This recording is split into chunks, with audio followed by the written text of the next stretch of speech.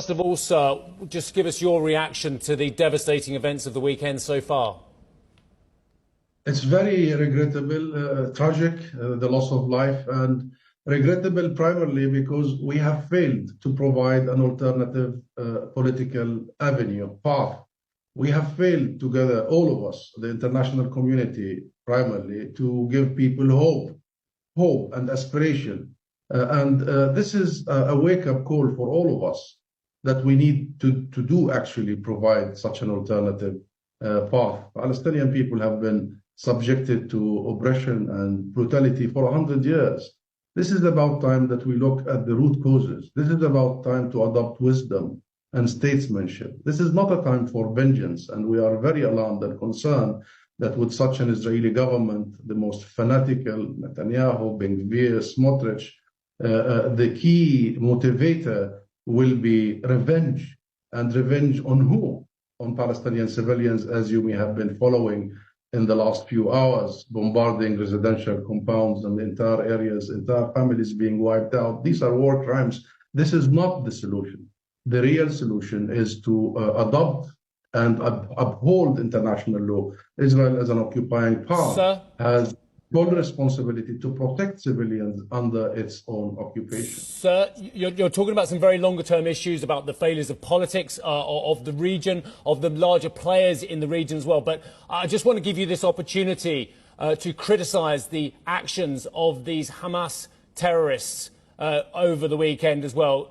Surely, despite whatever you're saying about the longer-term picture and the dynamics of the region as well, this is a moment to criticise what Hamas has done now. I give you that opportunity, sir. This is about a moment to criticize what has led us here, because this will be repeated again and again by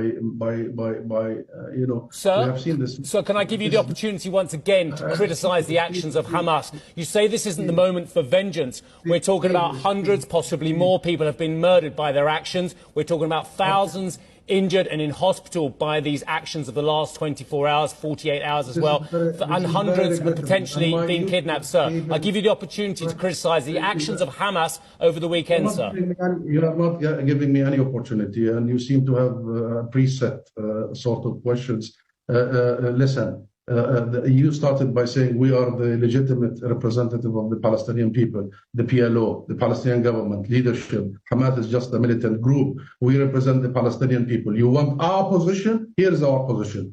30 years ago, we have given an alternative path to all this. We have recognized Israel. We have committed to negotiations and nonviolence. And we have committed an iron way to international law and resolutions until this very moment, as you're speaking to me. And Israel was supposed to do one thing: roll back its occupation and stop its colonial settlement expansion. Not one government in Israel for 30 years, not one day Israel has done so. And the international community, the UN-led international community, was supposed to enforce these agreements we signed to bring an end to the conflict. So therefore, our position is very clear. Instead of just being and wasting this precious time talking about the consequences, we should talk about the root causes. And I am here to talk about the root causes. Do not underestimate people's desire for freedom. This isn't about Hamas. This isn't about the last 48 hours.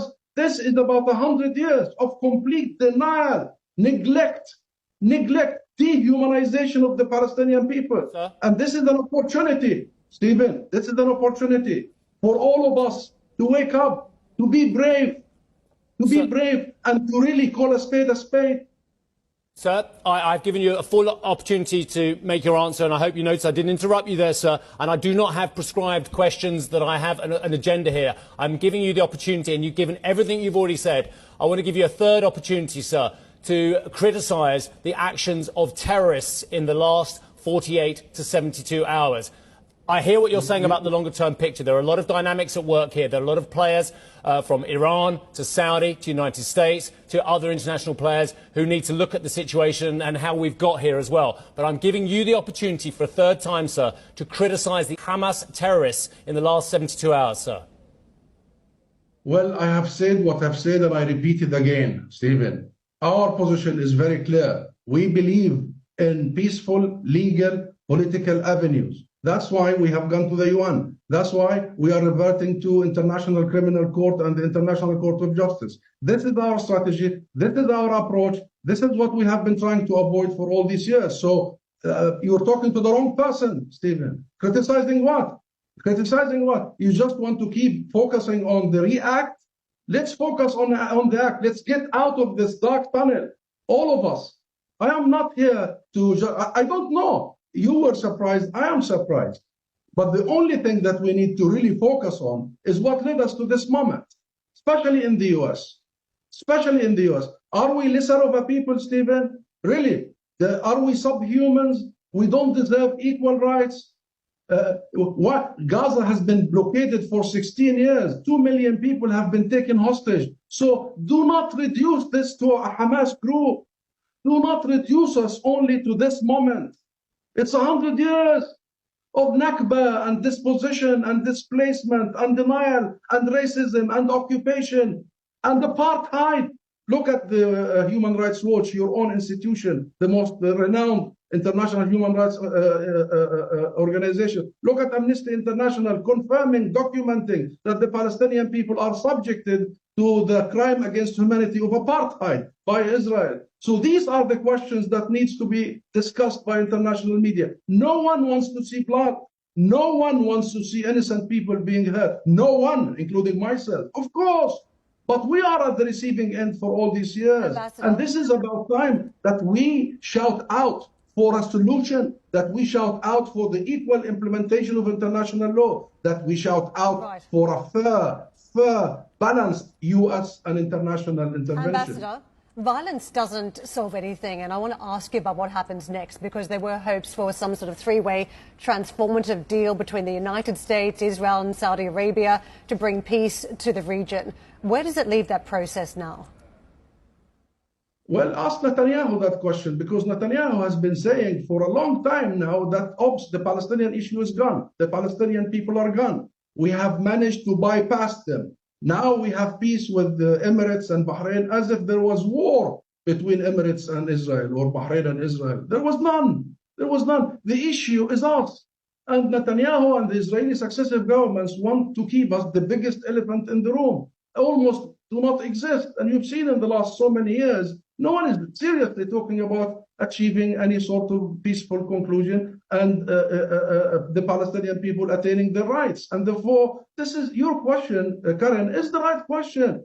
Violence is not the solution. Of course, it's not the solution. We, the national movement, started armed struggle long before Hamas in the 60s. And we came to the conclusion that violence is not the solution. International legitimacy is the solution. That was our conclusion, and we have been sticking to this strategy. But guess what, Karen? Look what the U.S. has been doing since then. I was the Palestinian ambassador in Washington only 5-6 years ago when Trump was in office. What did Trump do? He shuttered down our mission and kicked me out, actually, because the U.S. administration no longer even believe in our peoplehood, in our right of self-determination to represent ourselves.